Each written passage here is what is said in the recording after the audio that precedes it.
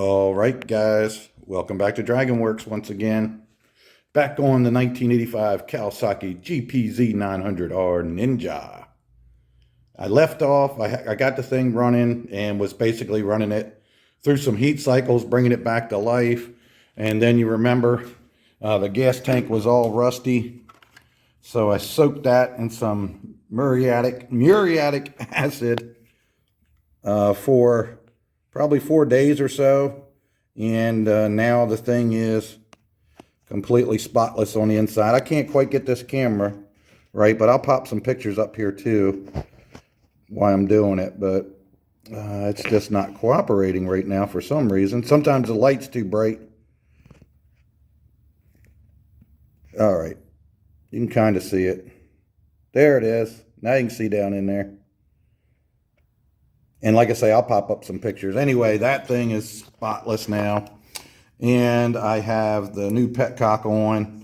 And I'm going to crank it up for you and do a couple revs now that I got the tank on. So stand by. All right, we're going to fire it up here.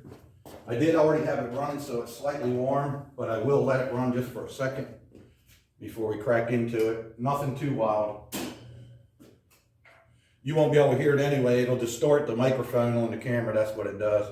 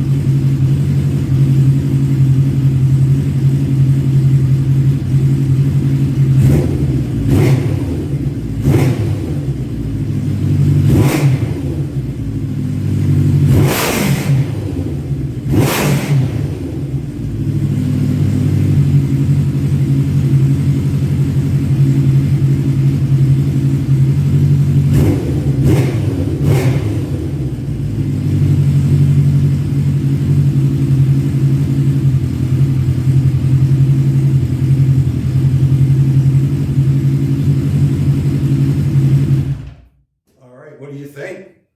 I'd crack her a little more, but like I say, you can't really tell. It sounds freaking awesome with those pipes on it. And when I really crack into it inside this block building, it's awesome. But as you all know, the sound coming through that camera is not the same as it is here. So it doesn't do much good. It just kind of gets real distorted. But anyway, there you go. Tank's cleaned up. It's done. And right now, I've got the brake master cylinder on the front and the clutch master cylinder on the front. I got to get in here and look at. Neither of them are working. I got to get them opened up and see what's going on. Get those working. Then we'll have to do new shoes on it. Make sure the clutch is working. I will put new clutch discs in because it may be longer than 10 years now that this thing's been sitting. Maybe pushing 15 that we're finding out. So those clutch discs, you know, they wouldn't last very long in there soaking. See a little drip. Okay, guys, well, thing runs great.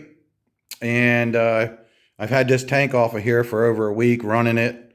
No problems, no leaks, no nothing. Of course, this morning I put the petcock on, put the tank all on, button all that up, tie in the fuel lines, the vacuum lines, the overflow lines, everything. And of course, I run it now and just discovered a leak. So the leak just started. I did top this thing off this morning, so maybe the coolant level wasn't up high enough or something. But yeah, the worst part is I got to take all this back off because it's way up in there where the thermostat housing is. You're not going to be able to see it. I'll post up a picture. It's way back in there. I believe there's a little O-ring or something there, I hope. Anyway, but yeah, you can see back in there. Hold on, let me zoom and then I'll get some light back on it. But yeah, it's leaking up top right there. Oh, you just saw it. If you saw that. There you go, now you can see. Well, if I wait here long enough, you'll see it drip, but it takes a little while.